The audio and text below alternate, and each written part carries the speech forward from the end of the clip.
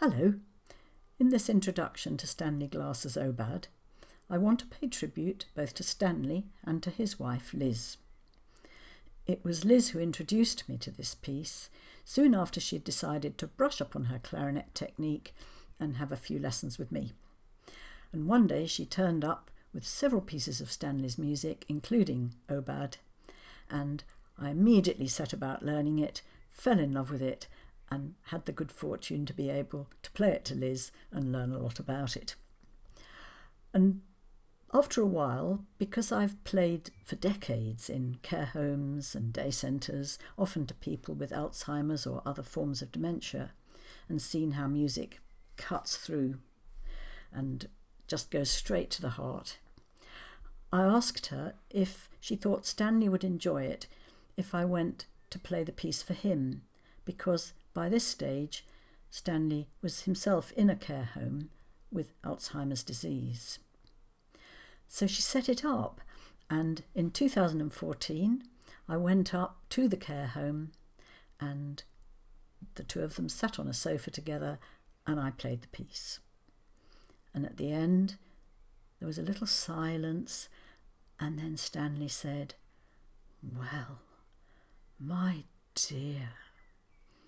And that was an incredibly moving moment for me. Several years later, when Stanley had died and there was a memorial for him at Goldsmiths, I was able to play Aubade again, and it was only then that I learnt that I had in fact been the last person to play Stanley some of his music live. I'd just like to read you a little bit about Stanley and the background to the piece. He composed this piece for Jack Brymer in 1993. He'd been born in South Africa on the 28th of February 1926, attended school in Johannesburg and graduated in economics at university. He came to England in 1950 to study composition with Benjamin Frankel and Matthias Scheiber, and went on to study music at Cambridge. He got his degree there and returned to South Africa to teach music at Cape Town University. But eventually he fell foul of apartheid laws and was forced to leave, returning to the UK in 1963. He was a pioneer of ethnomusicology, and his own unique style of composition owed much to his deep love of African music.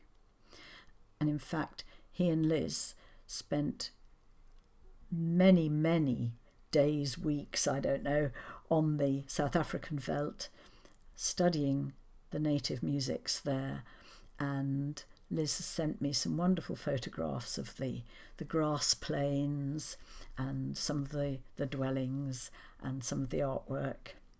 And it all helps inspire and understand this amazing piece, which I hope you'll enjoy.